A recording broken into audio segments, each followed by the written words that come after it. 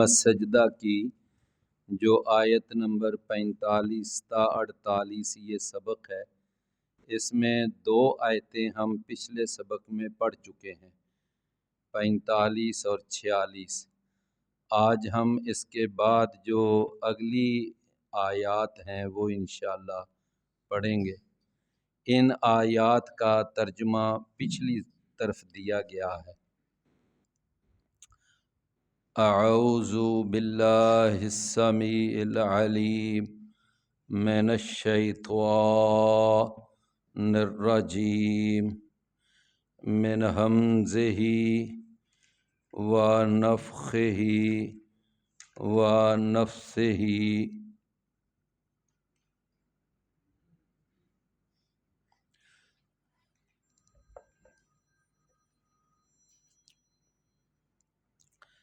الیہ یرد علم الساعۃ وما تخرج من ثمرات من اکمامها وما تحمل من انثی ولا تضع الا بعلمہ وَيَوْمَ يُنَادِيهِمْ أَيْنَ شُرَكَائِي قَالُوا آذَنَّاكَ مَا مِنَّا مِن شَهِيدٍ۔ إِلَيْهِ يُرَدُّ عِلْمُ السَّاعَةِ، اس اللہ تعالیٰ کی طرف ہی لٹایا جاتا ہے قیامت کا علم۔ وَمَا تَخْرُجُ مِن ثَمَرَاتٍ، اور نہیں نکلتے پھل من اکمامہا، اپنے خوشوں سے، وما تحمل من انثی، اور نہیں اٹھائے ہوئے ہوتی کوئی مؤنث، ولا تضع، اور نہ ہی وہ جنتی ہے، الا بعلمہ، مگر اس کے علم کے ساتھ۔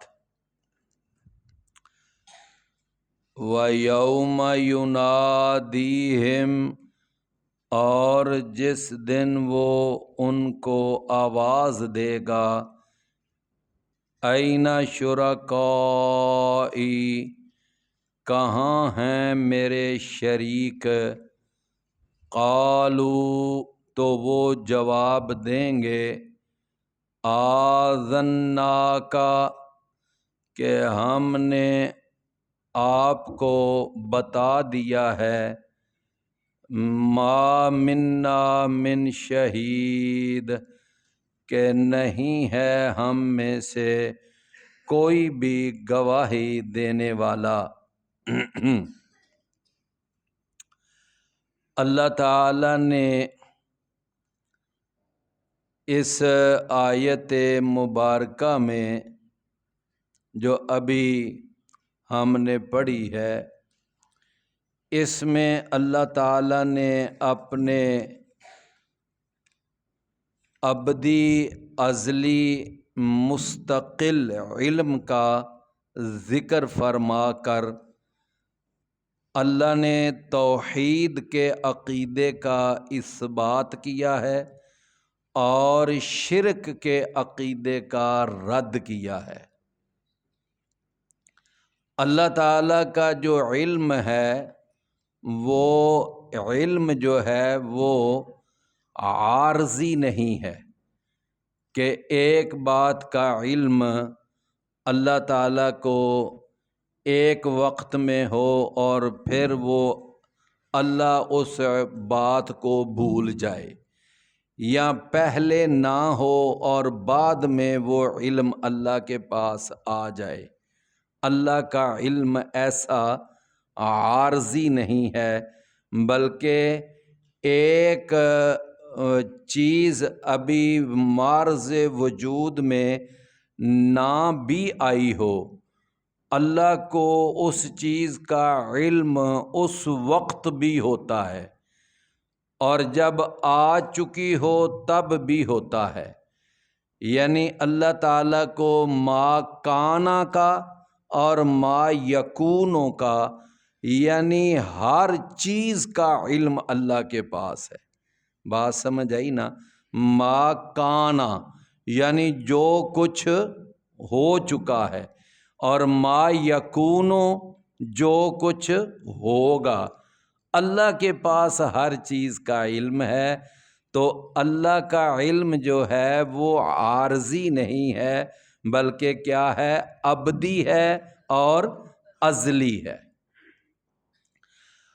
اچھا، پھر اللہ تعالیٰ کو جو علم ہے وہ صرف کلیات کا ہی علم نہیں، بلکہ اللہ تعالیٰ کو جزئیات کا علم بھی ہے۔ جزئیات کا کیا معنی؟ کہ ایک ہے کہ مثال میں دینے لگا ہوں کہ یہ ایک کلاس ہے جو یہاں پر ہو رہی ہے، الممتاز کلاس۔ ایک ہے اس کلاس کا علم کلی اعتبار سے کہ یہ ایک کلاس ہو رہی ہے۔ ایک ہے کہ اس کی جزئیات کا علم، کہ ایک ایک فرد کے بارے میں بھی اللہ کو علم ہے۔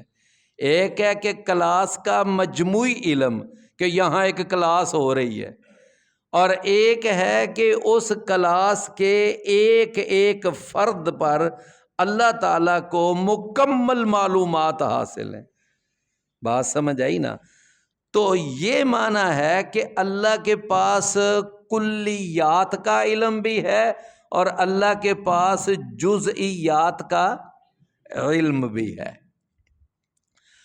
تو فرمایا کہ اللہ تعالیٰ کا علم جو ہے وہ ذرا دیکھیں کہ جو انسان کوئی بھی اچھا کام کرتا ہے تو اس کا جو فائدہ ہے وہ اس کی ذات پر ہے، اور اگر کوئی برا کام کرتا ہے تو اس کا نقصان بھی کس پر ہے؟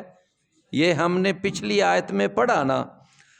اچھا جی، اب بات یہ ہے کہ وہ اچھائی اور برائی جو ہوتی ہے اس کے درجات میں بھی تو فرق ہو سکتا ہے۔ کوئی اچھائی بڑی، کوئی اچھائی چھوٹی، کوئی اچھائی ہے وہ لوگوں کے سامنے ہے، کوئی اچھائی ہے وہ لوگوں سے چھپ کر ہو رہی ہے، کوئی برائی وہ ہوتی ہے جو لوگوں کے سامنے ہوتی ہے، کوئی برائی لوگوں سے چھپ کر ہوتی ہے۔ تو اللہ تعالیٰ کو ہر اچھائی کا علم ہے اور اللہ تعالیٰ کو ہر برائی کا علم ہے۔ وہ چھوٹی برائی ہے یا بڑی برائی ہے، وہ چھوٹی اچھائی ہے یا بڑی اچھائی ہے، تو اللہ تعالیٰ کے پاس ایک ایک چیز کا علم ہے۔ اچھا، اللہ تعالیٰ نے فرمایا کہ دیکھیں اگر دنیا کے اندر کتنے ایسے لوگ ہوتے ہیں کہ وہ ظلم کرتے ہیں، اور بعض ایسے لوگ ہوتے ہیں وہ بیچارے ظلم سہتے ہیں، تو کتنے ایسے ظالم ہوتے ہیں کہ وہ ظلم کرتے کرتے کرتے ہی دنیا سے چلے جاتے ہیں، ان کو ان کے ظلم کی سزا دنیا میں نہیں مل پاتی، اور کتنے ایسے مظلوم ہوتے ہیں وہ ظلم سہتے سہتے سہتے ہی چلے جاتے ہیں اور ان کے ظلم کی داد رسی نہیں ہوتی۔ تو اب ذرا غور کریں کہ اگر ایک ظالم ظلم کرتا کرتا ہی دنیا سے چلا جائے اور مظلوم ظلم سہتا سہتا ہی دنیا سے چلا جائے، ظالم کو ظلم کی سزا نہ ملے، مظلوم کو ظلم کی داد رسی نہ ملے، تو پھر یہ دنیا ایک اندھیر نگری نہیں ہے تو اور کیا ہے؟ اللہ تعالیٰ نے فرمایا نہیں، بلکہ ہر ظالم کو اس کے ظلم کی سزا ملے گی، ہر مظلوم کی داد رسی ہوگی۔ اگر دنیا میں نہ بھی مل سکی تو اس کے لیے پھر اللہ نے ایک دن مقرر کیا ہے، اس دن کو کیا کہتے ہیں؟ یوم الدین۔ اس کا نام کیا ہے؟ مالکی یوم الدین، وہ مالک ہے بدلے کے دن۔ تو فرمایا کہ اللہ تعالیٰ نے نا پھر وہ ایک دن رکھا ہوا ہے، اس دن تو ہر ظالم کو اس کے ظلم کی سزا ملے گی، ہر مظلوم کو اس کے ظلم کا، بلکہ اللہ تعالیٰ علاماتی طور پر کہ ایک سینگ والی بکری نے کسی بغیر سینگ والی بکری کو ٹکر مار کر اس کو زخمی کیا ہوگا، تو کل قیامت کے دن اللہ اس کا بدلہ چکانے کے لیے وہ بغیر سینگ والی بکری کو سینگ عطا کرے گا، اور اللہ اس بکری کو کہے گا کہ جس بکری نے تجھے دنیا میں ٹکر ماری تھی اب تو بھی اس کو ٹکر مار۔ یعنی یہاں تک اس کو بدلہ اللہ، تو وہ تو بکریاں ہیں جن کے اوپر جزا سزا کا تو انسان جو ہے اس کے لیے تو جزا سزا تو ہے ہی ہے، اس کو تو وہاں ملے گی۔ اب اگلی بات ہے کہ وہ قیامت آنی کب ہے، اس کے آنے کا علم کس کے پاس ہے؟ تو اللہ نے فرمایا کہ تم دنیا سے کسی سے بھی پوچھو گے نا، ہاں جی قیامت کب آنی ہے، قیامت کب آنی ہے، تو تمہیں دنیا کے اندر کوئی نہیں بتائے گا کہ وہ قیامت کب آنی ہے۔ اس قیامت کے آنے کا صحیح وقت، صحیح تاریخ وہ کس کو معلوم ہے؟ صرف اللہ کو معلوم۔ الیہ یرد علم الساعہ، اس اللہ کی طرف ہی لٹایا جاتا ہے قیامت کا علم۔ دیکھیں نا، ایک آدمی کسی سے مسئلہ پوچھتا ہے، اس کو نہ مسئلہ معلوم ہو، وہ کہہ دیتا ہے اچھا چلے میں نا اپنے استاد سے پوچھ کر بتا دوں گا، وہ پوچھ لیتا ہے اپنے استاد صاحب سے، پوچھ کر بتا دیتا ہے۔ اچھا اگر اس کے استاد کو بھی نہ معلوم ہو تو وہ کہہ دیتا ہے اچھا مجھے کچھ ٹائم دے، میں اپنے استاد صاحب سے پوچھ کر بتا دوں گا۔ تو چلتے چلتے کہیں نہ کہیں جا کر وہ مسئلہ حل ہو ہی جاتا ہے، کسی نہ کسی سے وہ مسئلہ پوچھ کر بتا دیا جاتا ہے۔ لیکن اللہ نے فرمایا کہ قیامت کی تاریخ اور قیامت کے آنے کا وقت یہ اللہ کے سوا کسی کو معلوم ہی نہیں ہے، یہاں تک کہ ساری کائنات کے امام اور سردار، ساری کائنات سے اعلیٰ اور افضل، بہتر اور برتر، اللہ نے جن کو سید الاولین والآخرین بنا کر بھیجا، امام الانبیاء والمرسلین بنا کر بھیجا، اور اللہ نے قیامت کے دن حمد کا جھنڈا بھی ان کو پکڑانا ہے، ان کے اشاروں سے جنت کے دروازے کھلنے ہیں، اور اللہ نے حوض کوثر کا چارج بھی ان کو دینا ہے۔ یہ قیامت کب آنی ہے اس کا علم اللہ نے اپنے اس پیارے حبیب جناب محمد رسول اللہ صلی اللہ علیہ وسلم کو بھی نہیں دیا۔ باقی تو بات ہی چھوڑیں، باقی کیا کسی کے بارے، یعنی ان کو بھی نہیں اللہ نے بتایا، جو سب سے زیادہ اللہ کے لاڈلے، سب سے زیادہ اللہ کے چہیتے اور سب سے زیادہ اللہ کے مقرب، اللہ نے ان کو بھی نہیں بتایا۔ فرشتوں کے سردار جناب جبریل علیہ السلام، اللہ نے ان کو بھی نہیں بتایا کہ قیامت کا علم، قیامت کا بانی ہے، یہ کسی کو نہیں اللہ نے بتایا۔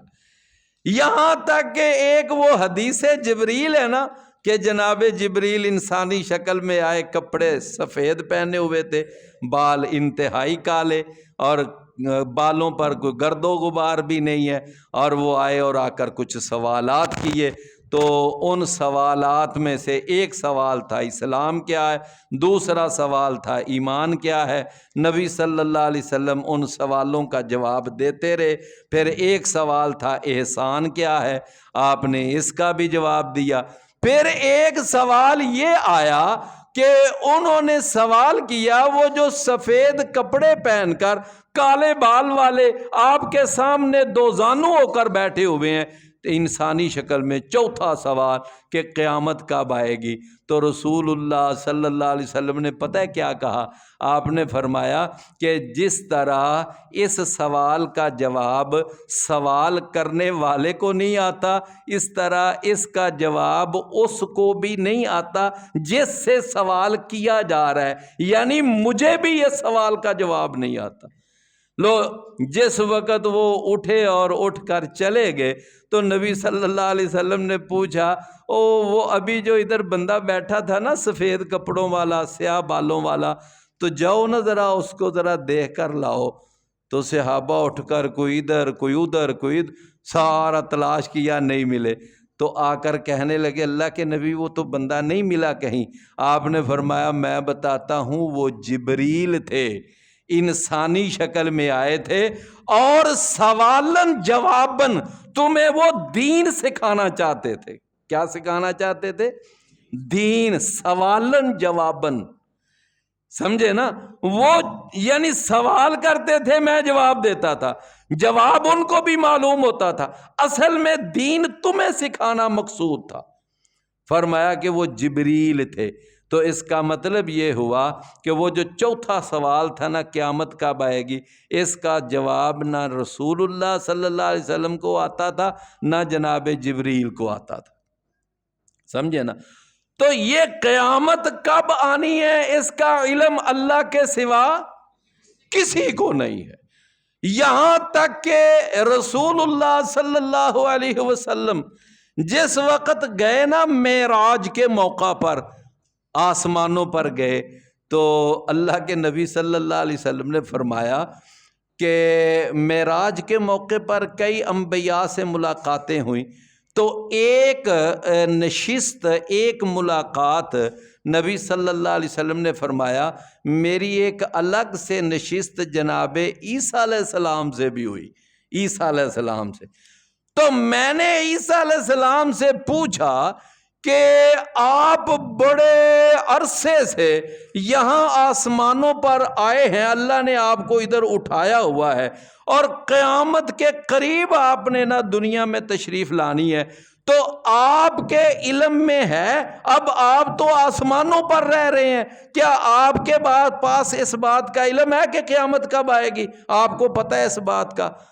جناب عیسیٰ کہنے لگے کہ اے اللہ کے رسول مجھے بھی ابھی تک نہیں اس بات کا پتا کہ قیامت کب، مجھے اتنا پتا ہے کہ میں نے قیامت کے قریب زمین پر جانا ہے، میں نے اترنا ہے، اتنا مجھے پتا ہے، لیکن قیامت آنی کب ہے یہ مجھے نہیں پتا۔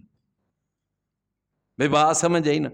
تو فرمایا کسی سے بھی پوچھو گے تمہیں کوئی مائی کا لال نہیں بتائے گا کہ قیامت نے کب آنا ہے۔ قیامت کے بارے میں جو اتھارٹی ہے، جو آخری علم کی بات ہے، وہ کہاں پر ہے؟ اللہ کی۔ الیہ یرد علم الساعہ۔ اللہ تعالیٰ نے نا ارشاد فرمایا نمبر 2 وَمَا تَخْرُجُ مِن ثَمَرَاتٍ مِن أَكْمَامِهَا، کہ یہ جو پھل اپنے خوشوں سے نکلتے ہیں، فرمایا ان کا علم بھی اللہ کے پاس ہے کہ اس پھل نے کب پکنا ہے، کب باہر آنا ہے، تو اس بات کا بھی علم کس کے پاس ہے؟ اللہ کے پاس۔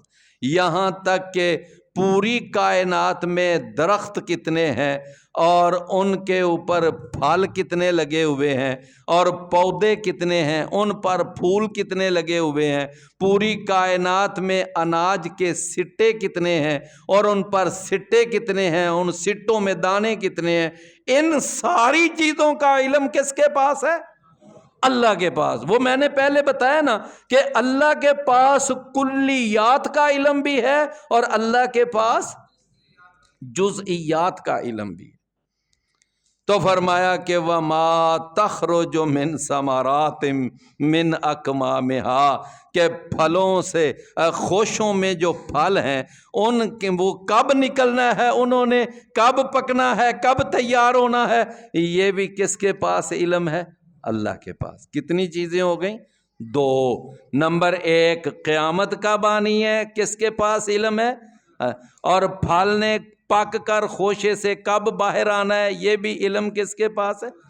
نمبر تین فرمایا وَمَا تَحْمِلُ مِنْ أُنْثَىٰ، اور جو اٹھائے ہوئے ہے مؤنث، کوئی بھی مؤنث، وہ مؤنث اس کا تعلق انسانوں سے ہے یا اس کا تعلق جنوں سے ہے یا اس کا تعلق چرنے والے جانوروں سے ہے، یہ جو اونٹ ہیں، اونٹنیاں ہیں، یا یہ جو گائے ہے یا بھینس ہے یا یہ بکریاں ہیں، بھیڑیں ہیں، ان سارے چرنے والے جو جانور ہیں ان میں سے کوئی مؤنث ہے، یا پھر اس مؤنث کا تعلق یہ چیر پھاڑ دینے والے درندوں سے ہے یا پھر اس کا تعلق یہ پرندوں سے ہے۔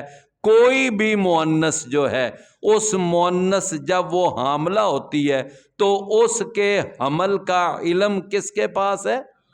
اللہ کے پاس، کہ اب اس نے حمل کب، کتنی دیر اس کا حمل رہنا ہے، اور وہ حمل جو ہے اس کے اندر جو بچہ ہے وہ ناقص الخلقت ہے یا وہ مکمل اس کی خلقت ہے، یعنی اس کی تخلیق مکمل ہے یا ناقص ہے۔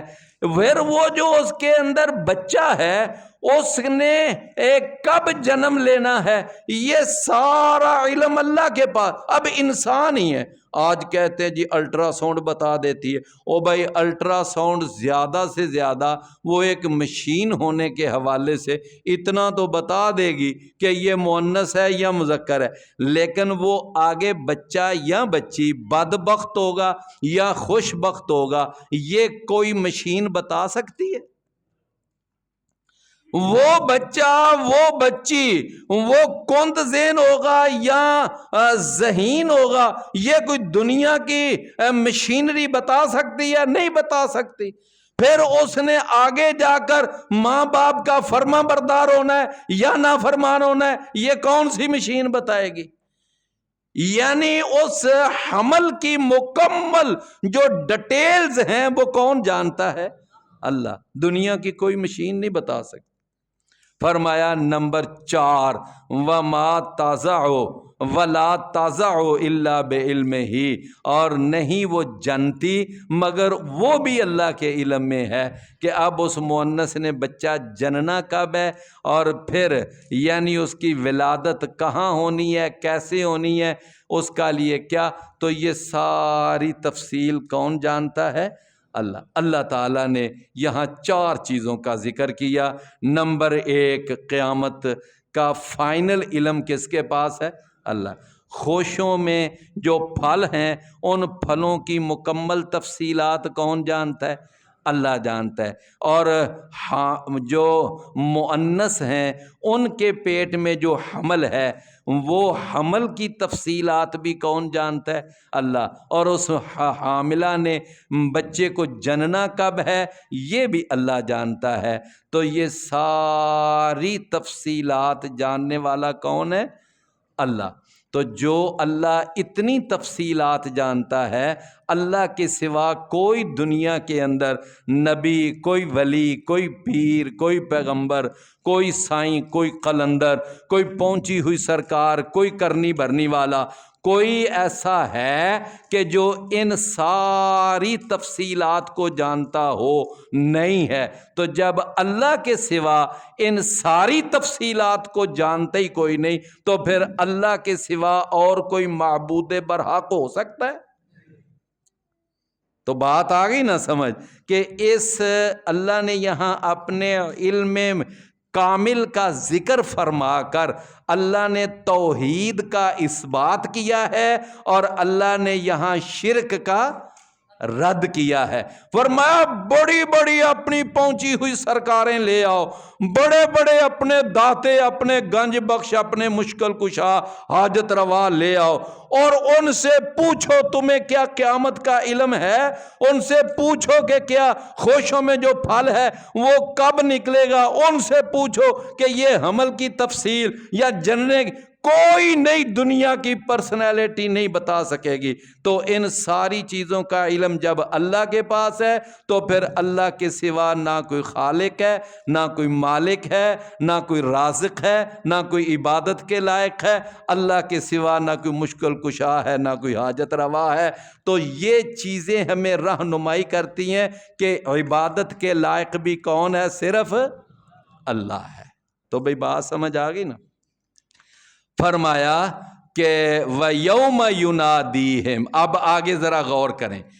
فرمایا کہ جس دن وہ ان کو آواز دے گا، کون آواز دے گا؟ اللہ آواز دے گا۔ فرمایا کن کو آواز دے گا؟ ان کو آواز دے گا جو دنیا میں وہ اپنے مشکل کشا بنائے بیٹھے تھے، اپنے حاجت روا بنائے بیٹھے ہوئے تھے، اور جن کے بارے میں وہ عقیدہ رکھے ہوئے تھے کہ قیامت والے دن یہ ہمیں زبردستی اللہ سے چھڑا بھی لیں گے، بخشوا بھی لیں گے، اور زبردستی اللہ سے یہ ہمیں جنت میں داخل بھی کر دیں گے، جن کے بارے میں وہ عقیدہ بنائے بیٹھے تھے۔ فرمایا اللہ قیامت والے دن پھر ان کو آواز دے گا، کہے گا این شرکائی، او بتاؤ میرے وہ شرکا کدھر ہیں؟ بتاؤ نا کدھر ہیں وہ تمہارے کرنی بھرنی والے؟ بتاؤ کدھر ہیں وہ تمہارے حاجت روا مشکل کشا؟ بتاؤ کدھر ہیں وہ تمہارے داتے اور تمہارے گنج بخش؟ کدھر ہیں وہ تمہارے غوث اور غوث العظم؟ آج بتاؤ نا کدھر ہیں وہ تمہارے غریب نواز اور بندہ پرور؟ آج لاؤ نا ان کو میرے سامنے۔ این شرکائی، اچھا یہاں سے مراد ہے کہ میرے وہ شریک کہ جو حقیقت میں اللہ کے شریک نہیں تھے، وہ تو لوگوں نے اپنے طور پر شریک بنائے ہوئے تھے، ورنہ حقیقت میں اللہ کا کوئی شریک ہے ہی نہیں۔ اللہ تو وحدہ لا شریک ہے۔ بھئی بات سمجھ آئی نا؟ یعنی جن کو لوگ اپنے طور پر سمجھے ہوئے تھے کہ یہ اللہ کے شریک ہیں، یہ بڑے کرنی بھرنی والے ہیں، بڑے اختیارات کے مالک ہیں، ان کے پاس تو ما کانا و ما یکونو کا علم ہے، یہ تو جناب پاؤں ماریں تو ساری کائنات کو ہلا کے رکھ دیتے ہیں، ذرے ذرے کا علم ان کے پاس ہے۔ فرمایا آج اللہ کہے گا لاؤ نا پھر ان کو میرے سامنے۔ اللہ کیسا اللہ نے رد کیا شرک کا۔ این شرکائی، کہاں ہے وہ میرے شریک؟ فرمایا کہ این شرکائی، کہاں ہے میرے شریک؟ قالو، تو وہ بڑے بڑے اتھنٹک مشرک، یعنی جن کا مشرک ہونا قرآن ڈکلیئر کرتا ہے، وہ مشرک بھی اس وقت کہہ اٹھیں گے، کہیں گے کہ آذناکا، کہ اے اللہ کیوں ہمیں بار بار شرمندہ کرتا ہے؟ ہم تجھے بتا چکے ہیں کہ ما منا من شہید، ہم میں سے آج کوئی بھی اس بات کی گواہی دینے والا نہیں۔ ہم تو مان رہے ہیں یا اللہ، ہم تو مان رہے ہیں تیرا کوئی شریک ہے ہی نہیں۔ اللہ کہے گا پھر دنیا میں کیوں ان کو میرا شریک بناتے تھے؟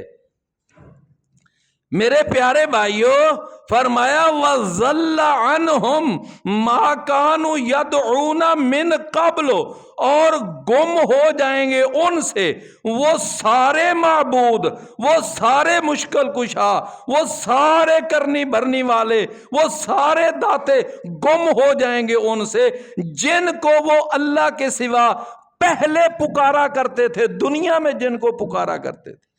بلکہ قیامت تو پھر قیامت ہے، جب ان مشرکوں پر دنیا میں عذاب آئے، اللہ کی پکڑ آئی، تو کیا وہ دنیا میں ان کو بچا سکے؟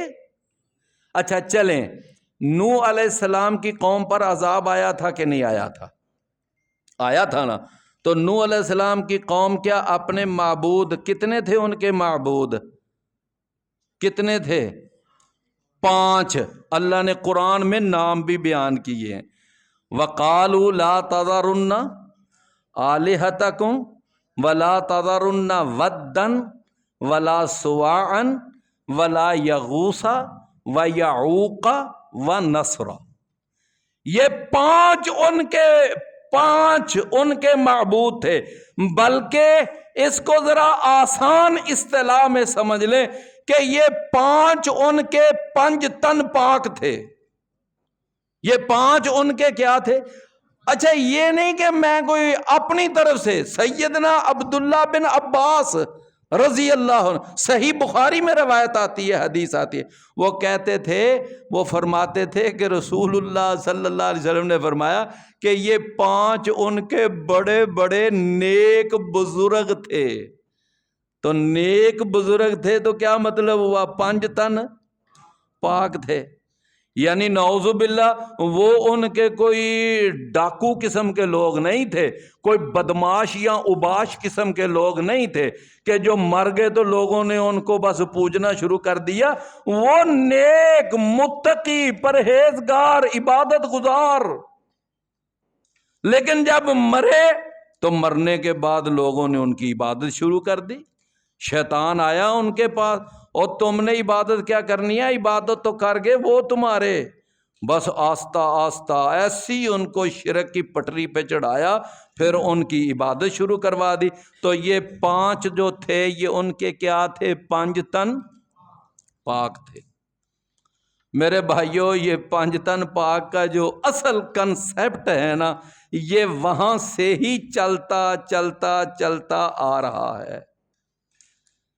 آپ کبھی اس کی مکمل ریسرچ کریں، مکمل۔ یہ پنج تن پاک کا جو اصل کنسیپٹ ہے یہ نوح علیہ السلام کی قوم سے چلا اور چلتا چلتا چلتا آج یہاں تک بھی پہنچا۔ آج بھی لوگ کہتے ہیں لی خمسۃن، لی خمسۃن، میرے لیے پانچ ہیں، اطفی بہا حر الوباء الحاتمہ، کہ میں ان پانچوں کے ساتھ جہنم کی بھڑکتی ہوئی آگ کو بجھا لوں گا۔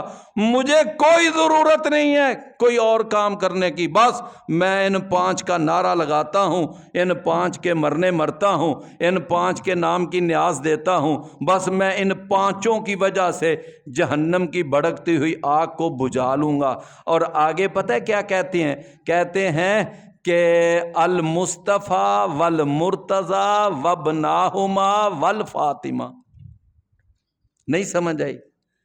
المصطفیٰ، یہ خیالی ہے نا، خیالی چوک، وہاں امام بار گئے تو وہاں سامنے یہ شعر لکھا ہوا ہے، وہاں کسی کا گزر ہو تو پڑھ لینا، لی خمسۃن اطفی بہا حر الوباء الحاتمہ، المصطفیٰ والمرتضیٰ وابناہما والفاطمہ۔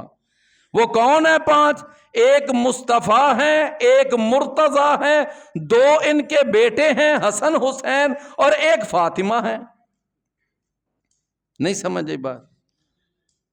تو میرے بھائیوں یہ پانچ، اور پھر آگے اللہ تعالیٰ معاف فرمائے، کہتے ہیں جی بس جو علی کا نعرہ لگاتا ہے، علی کو مانتا ہے، حسین کو مانتا ہے، جنت میں تو جانا ہی انہوں نے ہے، اور تو کوئی جنت میں، اور پھر لکھا نہیں ہوتا جنت حسین دی، جنت حسین دی، یعنی جنت میں جانا ہی اس کا ہے جو حسین کو مانتا ہے۔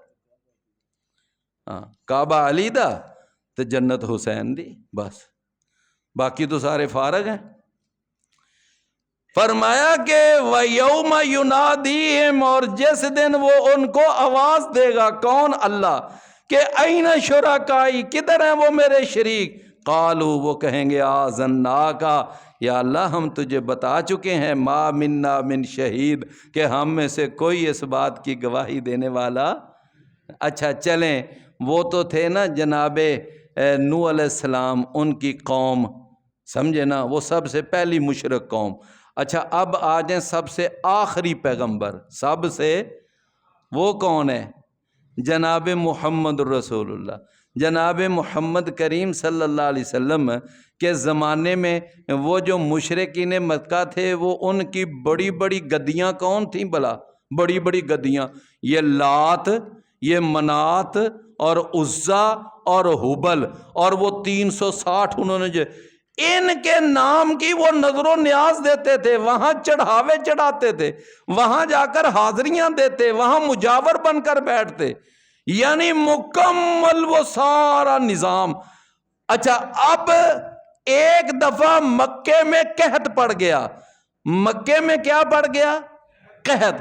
لو، یہ قحط جب پڑا تو سارے مکے والے وہ متفق ہو کر انہوں نے فیصلہ کیا، او ہمارا لات منات عزا ہبل یہ 365 یہ معبود اس قحط کو ختم نہیں کر سکتے، تو اے ابو سفیان تو جا۔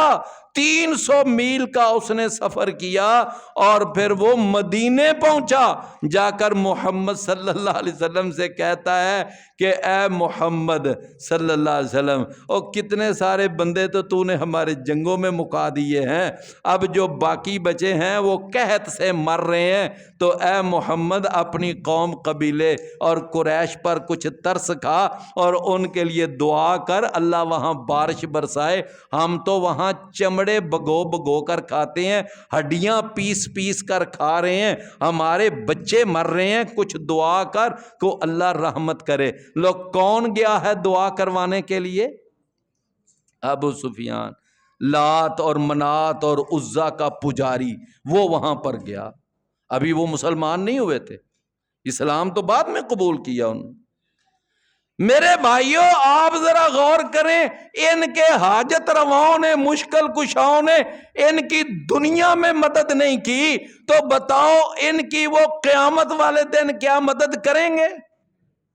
دنیا میں ان پر عذاب آیا، دنیا میں پکڑ آئی، دنیا میں اللہ کی طرف سے کوئی سزا، تو یہ وہاں مدد کے لیے نہیں پہنچے، تو کل قیامت کے دن جب ان پر اللہ کی پکڑ آئے گی تو اس وقت یہ مدد کے لیے آگے بڑھیں گے؟